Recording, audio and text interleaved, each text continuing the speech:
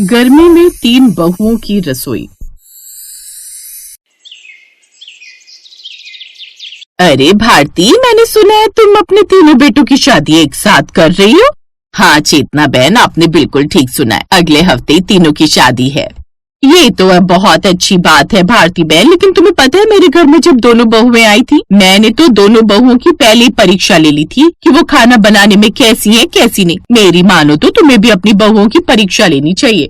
तुम बिल्कुल ठीक कह रही हो, मैं भी टेस्ट लेकर देख लेती हूँ कौन सी बहू खाना बनाने में ठीक है। चलो अब मैं चलती हूँ।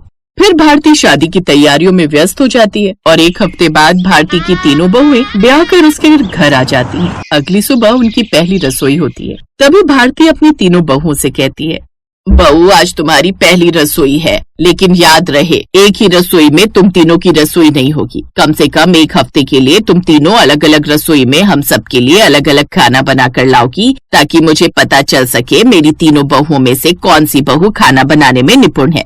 सास की बात सुनकर तीनों बहुओं को अजीब तो लगता है। तभी सबसे बड़ी बहू, माँ जी मैं तो रसोई में ही खाना बनाऊंगी, बाकी ये दोनों अपना देख लेंगी। माँ जी मैं अपने कमरे में एसी में ही खाना बना लूंगी। तभी भारती अपनी छोटी बहू से कहती है, और सपना बहू तुम कहाँ खाना बनाओगी? माँ जी मैं आंगन में चूल्हा बनाकर उसी पर खाना बना लूंगी। देख लो बहू, बाहर बहुत गर्मी है। कोई बात नहीं माँ जी, एक हफ्ते की तो बात है। अब तीनों बहुएं अपनी अपनी रसोई तैयार करने लगती हैं। सपना आंगन में जाकर धूप में चूल्हा बनाती है, वहीं दूसरी तरफ रश्मि रसोई में जाती है। ओह माय गॉड, रसोई में कितनी गर्मी है। इस रसोई में तो एसी भी नहीं है। इतनी गर्मी में मुझसे खाना नहीं बनेगा। उफ, एक काम करती हूँ, सबके लिए मैगी बना देती हूँ। वहीं दूसरी तरफ कोमल कमरे में दहेज में लाया अपना माइक्रो ओवन खोलती है। बहुत अच्छा हुआ मुझे दहेज में ये मिला, मुझे उस गरीब की तरह कम से कम चूल्हे पर तो खाना नहीं बनाना पड़ेगा। एक काम करती हूँ, अब मैं जल्दी से फ्रोजन और इंस्टेंट फूड मंगा लेती हूँ, क्योंकि वो जल्दी भी बन जाएगा। रश्मि बाहर से ऑनलाइन फ्रोजन फूड मंगा लेती है, फिर उस खाने को गर्म करने लगती है। वहीं सपना आंगन में धूप में बैठकर पसीने से लथपथ होकर चूल्हे पर बहुत सारे पकवान, शाही पनीर, चावल, छोले, पूरी, आलू की कचौरी बना रही होती है। बाप रे कितनी गर्मी है, एक तो ये गर्मी और ऊपर से ये चूल्हा। तभी उसकी सास उसे देखकर कहती है, बहू इतनी गर्मी में तू चूल्हे पर कैसे खाना बना रही है? तेरे हाथ नहीं जल रहे क्या? जल तो रहे हैं माँ जी, पर अब क्या कर सकते हैं। अच्छा ठीक है, मैं अंदर जा रही हूँ, जल्दी से खाना टेबल पर लगा दे। थोड़ी देर बाद तीनों बहुएं टेबल पर अपना अपना खाना लगा देती हैं, जिसे देखकर ससुर कहते हैं, मैगी? हाँ मैंने बनाई है। वैसे भी पिताजी पहली रसोई में खीर पूरी और सब्जी ये तो पुराना हो गया, इसलिए मैं कुछ नए में मैगी बना कर लाई हूँ। और पिताजी इतनी गर्मी में ऑयली खाना ठीक नहीं है, तो मैं फ्रूट जूस, पोहा और आलू की टिक्की बना कर लाई हूँ। और सपना बहू तुमने क्या बनाया है? माँ जी मुझे तो शाही पनीर, पूरी, कचौरी यही सब ठीक लगा था बनाना। फिर सब लोग खाना खाने लगते हैं। तभी ननद काजल कहती है, गर्मी के हिसाब से खाना तो रश्मि भाभी का बहुत अच्छा है, लेकिन मैगी भी बहुत अच्छी बनी है, पर पेट जो भरा है वो सपना भाभी के बने हुए खाने से ही भरा है। ये तो बात तुमने बिल्कुल ठीक कही, खाना तो सच में छोटी बहू ने बहुत अच्छा बनाया है। खाना तो तीनों बहुओं का ही अच्छा था, लेकिन रिजल्ट मैं 7वें दिन ही बताऊंगी। फिलहाल मैं तुम्हें पैसे दे दूंगी, रात की रसोई के लिए तुम तीनों बाजार से सामान ले आना। थोड़ी देर बाद तीनों बहुएं खाना खाकर आराम करके बाजार में सामान खरीदने के लिए चली जाती हैं, जहां सपना सब्जियां ज्यादा मात्रा में खरीदती है और बाकी दोनों बहुएं चाइनीज, पास्ता, मैगी और फूड पैकेट ज्यादा खरीदती हैं। क्यों ना आज शाम को मैं सबके लिए रोल, मोमोज बना दूं, लेकिन उसके लिए ये स्टीमर खरीद लाती हूँ। वहीं दूसरी तरफ कोमल रेस्टोरेंट वाले का नंबर लेकर शाम का खाना ऑर्डर कर देती है और थोड़ी देर बाद वो तीनों बहुएं बाजार से घर आ जाती हैं। फिर तीनों बहुएं रात के खाने की तैयारियों में लग जाती हैं, जहां आंगन में लाइट लगाकर सपना को चूल्हे पर खाना बनाना पड़ता है। आलू गोभी की सब्जी, छोले चावल और खीरे का रायता और पनीर के पराठे बिल्कुल ठीक होंगे रात के खाने के लिए, लेकिन इस गर्मी ने तो मेरी हालत ही खराब कर दी है। तभी पीछे से कोमल आती है और सपना का मजाक उड़ाती हुई कहती है, ओ बेचारी, गर्मी में देखो तो कैसे पसीने से भीगी पड़ी है। तुम चाहे लाख कोशिश कर लो, माँ जी की सबसे अच्छी बहू तो मैं ही बनूंगी। मुझे अच्छी बहू बनने का शौक नहीं है, बस मैं अपने परिवार को घर का बना हुआ शुद्ध खाना खिलाना चाहती हूँ। Whatever। ऐसे बोलकर कोमल अंदर चली जाती है और सबसे छुपकर बाहर से खाना मंगाकर रात को टेबल पर लगा देती है और इधर रश्मि सबके लिए रोल, मोमोज बना कर लाती है। तभी सपना भी अपना बनाया हुआ सारा खाना टेबल पर लगा देती है। सब लोग तीन बहुओं के हाथों का खाना खाकर तारीफ कर देते हैं। आज तक मोमोज मैंने खाए नहीं है, लेकिन बहू ने रोल मोमोज अच्छे बना रखे हैं। कोमल बहू ने भी इडली और सांबर बढ़िया बना रखे थे, लेकिन चूल्हे वाले खाने की बात तो छोटी बहू के हाथों में ही थी। आपने बिल्कुल ठीक कहा, तुम तीनों की रसोई मुझे इस बार भी अच्छी लगी। शुक्रिया माँ जी। तभी रश्मि सपना के कान में हंसकर कहती है, देखा तुमने खाना बनाने में कितना समय लगाया और मैंने बस रोल मोमोज बनाकर सबको खिला दिया, जिससे घर वाले भी खुश हो गए और तुम्हारी तरह मुझे गर्मी में भी मरना नहीं पड़ा।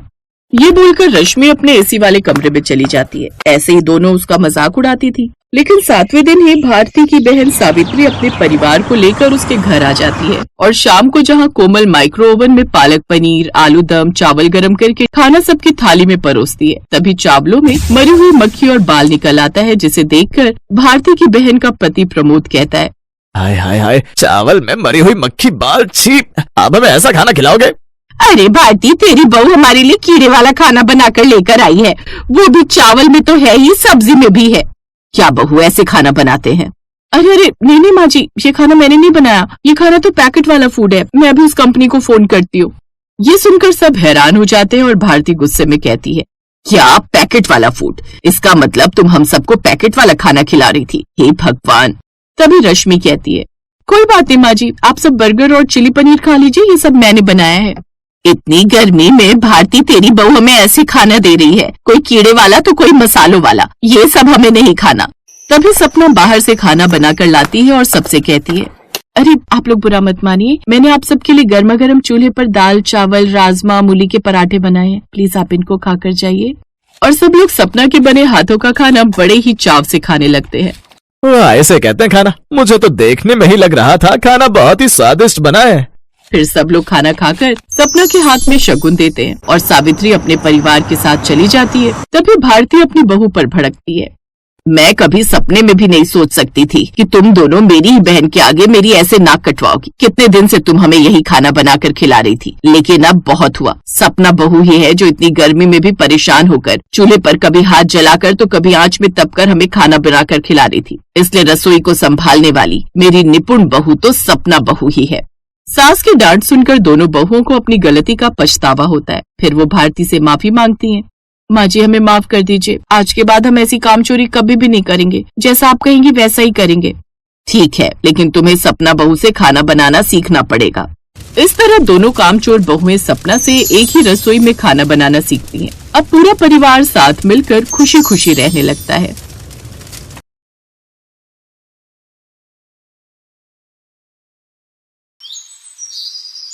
अरे रोशनी, कहाँ है तू? जल्दी इधर आ। जी माँ जी, क्या हुआ? अरे ऐसी खबर सुनाऊंगी कि तू खुश हो जाएगी। अच्छा तो जल्दी सुनाइए ना। तू मामी बनने वाली है, मामी। अरे वाह, मतलब कुशा दीदी? हाँ, कुशा पेट से है। चल अब जल्दी से हलवा बना दे, भगवान को भोग लगाना है। जी माँ जी, बस अभी बनाकर लाई। ये कहानी है रोशनी और उसकी ननद कुशा की। रोशनी सरला के बेटे केशव की पत्नी थी और कुशा उसकी ननद। केशव बहुत ही मेहनती था। धीरे धीरे वो तरक्की करने लगा, जबकि कुशा का ससुराल इतने पैसे वाला नहीं था। कुशा के प्रेग्नेंट होने की खबर से सरला बहुत खुश थी। फिर उसी शाम रोशनी और केशव के कमरे में। रोशनी, तुमने सुना ना? हाँ सुना मैंने। कितनी बड़ी बात है ना, हम मामा मामी बनने वाले हैं। इसमें क्या बड़ी बात है? अच्छा मुझे सोने दो, अब बहुत नींद आ रही है। ये कहकर रोशनी ने खुद पर रजाई तानी और दूसरी तरफ करवट लेकर सो गई। उधर रोशनी के ऐसे व्यवहार से केशव बहुत हैरान था, लेकिन इस खुशी के मौके पर वो रोशनी से बहस नहीं करना चाहता था। फिर अगली सुबह, रोशनी, केशव, जल्दी चलो भाई, दोपहर होने को आ गई। माँ, मैं तो कब से तैयार हूँ, ये रोशनी ही देर कर रही है। हाँ हाँ चलो, अब मैं भी तैयार हूँ, अब थोड़ा टाइम तो लगेगा ना, सब कुछ मुझे ही करना है तो। इसके बाद सरला, केशव और रोशनी ऑटो में बैठकर कुशा के घर की तरफ चल पड़ी। कुशा का घर ज्यादा बड़ा नहीं था और पुराना था। और फिर, माँ, भैया, भाभी, कैसे हो आप लोग? हम बहुत अच्छे हैं, पर अब तुझे खूब अच्छे से रहना है। अब बहुत बहुत मुबारक हो बेटी। थैंक यू माँ, आप लोग बैठो ना, इधर इधर बैठो। कुशा ने सभी को बेड पर बिठाया और फिर सभी के लिए पानी लेकर आई। जिस वक्त कुशा पानी ला रही थी, उस वक्त सरला और रोशनी उस छोटे से कमरे को बड़े गौर से देख रहे थे। कुशा, यहाँ तो तुझे बहुत दिक्कत होती होगी। नहीं, सर्दी में तो नहीं होती, पर हाँ, गर्मियों में थोड़ी परेशानी हो ही जाती है। पर तुम लोगों ने अपना पुश्तैनी मकान क्यों बेच दिया? वो तो इससे कहीं बेहतर था। भैया वो असल में ससुर जी ने कभी कर्ज लिया था किसी से, बस उसी को पटाने के चक्कर में वो मकान बेचकर ये छोटा मकान खरीदना पड़ा। अब ये सब छोड़िए, खाना तैयार है। और भाभी आप इतनी चुप क्यों हैं? सब ठीक तो है ना? हाँ हाँ कुशा दीदी, सब ठीक है। अब मैं आपकी कुछ मदद कराऊं क्या? अरे कैसी बातें कर रही हो भाभी, अभी मुझे कोई दिक्कत नहीं है, अभी तो कुछ महीने आराम से काम कर ही सकती हो। खाने के बाद कुशा को ढेर सारे उपहार देकर सरला, केशव और रोशनी के साथ अपने घर वापस लौट आई। सरला और केशव कुशा के लिए बहुत परेशान थे, लेकिन रोशनी के चेहरे पर कुशा के लिए कोई चिंता नहीं दिखाई दे रही थी। ऐसे ही वक्त बीतता गया और फिर भयंकर गर्मी पड़ने लगी। तभी एक दिन, माँ कहाँ हो? क्या हो गया, कितनी देर से चिल्ला रहा है? देखो माँ, अब तुम्हें गर्मी से परेशान होने की जरूरत नहीं है, मैं एसी ले आया हूँ। हे भगवान, ये तो बहुत महंगा होता है ना, कितने पैसे खर्च कर दिए तूने? चिंता मत करो माँ, मैंने ये किश्तों पर लिया है। अब आराम से मेरी माँ एसी में बैठकर टीवी देखेगी। जुग जुग जिए मेरा बेटा। भयंकर गर्मी में एसी के आने से रोशनी और सरला को बहुत सुकून मिला। तभी सरला को फोन पर खबर मिली कि कुशा को बेटा हुआ है, और ये सुनकर सरला की खुशी का ठिकाना नहीं रहा। हे भगवान, तेरा बहुत बहुत धन्यवाद। अब बस मुझे उस दिन का इंतजार है जब लल्ला थोड़ा बड़ा हो जाए और उसे लेकर कुशा यहाँ आ जाएगी, है ना रोशनी? हाँ हाँ हाँ माँ जी। ऐसे ही 15 दिन और बीत गए। फिर रोशनी ने केशव को फोन किया। आप कहाँ हैं? मेरा पैर टूट गया, मुझे प्लास्टर चढ़ा है। हैं? कैसे, कब, कहाँ? तुम हो कहाँ? मैं सिटी अस्पताल में हूँ, जल्दी आ जाइए। मैं फौरन आ रहा हूँ, पर यह सब हुआ कैसे? वो मैं बाजार आई थी तो एक कार ने मुझे टक्कर मार दी और मेरा एक पैर टूट गया। आप जल्दी आ जाओ बस। केशव अस्पताल पहुंचा तो देखा रोशनी अस्पताल के बाहर ही खड़ी हुई थी और उसके एक पैर में प्लास्टर चढ़ा हुआ था। केशव ऑटो से उसे लेकर घर पहुंचा, जहां उसकी हालत देखकर उसकी सास सरला भी परेशान हो गई। हे भगवान, ये क्या हो गया?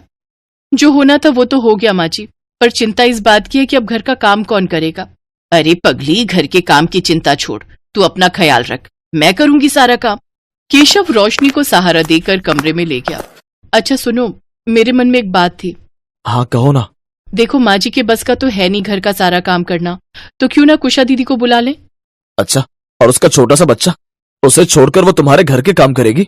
अरे कुछ काम माँ जी कर लेंगे और कुछ कुशा दीदी, बाकी आप भी थोड़ा हाथ बटा देना। हे भगवान, अगर इस महीने मेरा एसी पर खर्चा नहीं हुआ होता तो मैं कोई काम वाली ढूंढ लेता। अरे कह तो रही हूँ कुशा दीदी को बुला लो, आप फालतू में ही टेंशन ले रहे हो। केशव ऐसी हालत में कुशा को घर के काम करने के लिए बुलाना नहीं चाहता था, पर वो भी मजबूर था। उसने जैसे ही कुशा को फोन पर रोशनी की चोट के बारे में जानकारी दी तो कुशा अगले ही दिन अपने छोटे से बच्चे को लेकर मायके चली आई। और फिर, भाभी आप बिल्कुल चिंता मत करो, मैं आ गई हूँ ना, मैं सब संभाल लूंगी। सॉरी कुशा दीदी, आपको मेरी वजह से परेशान होना पड़ रहा है, पर मैं भी क्या करूं अब माँ जी से। अरे कहा ना भाभी, आप फिक्र मत करो, मैं सब देख लूंगी। कुशा ने आते ही घर का काम संभाल लिया। वो खाना बनाने रसोई में चली गई और उसका छोटा सा बेटा अपनी मामी की गोद में खेलने लगा। कुशा को काम करते देख सरला चिढ़ रही थी, लेकिन वो कुछ कर भी तो नहीं सकती थी। उस रात वो सभी हॉल में एसी में सोए। बड़े दिनों बाद कुशा और उसके बच्चे को चैन की नींद आई। अगली सुबह जब कुशा काम करने उठी तो उसने देखा कि रसोई में सारे बर्तन पहले से धुले पड़े थे, यहाँ तक कि घर में झाड़ू पोछा भी हो चुका था। और ये देखकर, माँ जब सारा काम आपको ही करना था तो मुझे क्यों बुलाया है? पर मैं तो अभी मंदिर से आई हूँ, तो फिर ये सारा काम किसने किया? सरला और कुशा समझ नहीं पा रहे थे, पर हर सुबह उनके उठने से पहले घर का सारा काम हो जाता था। पहले तो उन्हें लगा कि ये सब केशव कर रहा है, लेकिन फिर जब एक दिन उसने भी इनकार कर दिया तो सच जानने के लिए एक रात दोनों माँ बेटी ने जागने का फैसला किया। रात में करीब 3 बजे उन्होंने देखा कि रोशनी चुपचाप अपने बिस्तर से उठी और फिर धीरे से अपना नकली प्लास्टर निकालकर एक तरफ रख दिया और फिर बड़ी फुर्ती से घर का सारा काम करने लगी। और फिर, ये क्या है भाभी, आपको ये नकली प्लास्टर चढ़वाने की क्या जरूरत थी? जरूरत थी कुशा दीदी, मैं मामी हूं इस बच्चे की। देखो जब ये यहाँ आया था तो कितनी घमौरियां थी इसकी पीठ पर, और मुझे पता है आपके ससुराल में ना तो आप आराम से थी और ना ही हमारा भांजा, लेकिन इनके और माँ जी के बुलाने पर आप मायके आ ही नहीं रही थी, शायद यही सोचकर कि आपकी वजह से हमें कोई दिक्कत ना हो। अरे मामा मामी तो क्या नहीं करते अपने भांजे के लिए, और फिर मैंने तो आपको यहाँ बुलाने के लिए बस ये छोटा सा ड्रामा किया। सच बताइए, अगर मैं ये सब ना करती तो क्या आप इतनी जल्दी आ जाती? चलो अब जब सबको सब कुछ पता चली गया है तो फिर ये बताओ, नींबू पानी पियोगे या मैंगो शेक? रोशनी की समझदारी देखकर कुशा और सरला ने उसे गले से लगा लिया और पास ही खड़ा केशव अपनी आंखों में आए पानी को सबसे छुपाने की कोशिश करने लगा। Thanks for watching.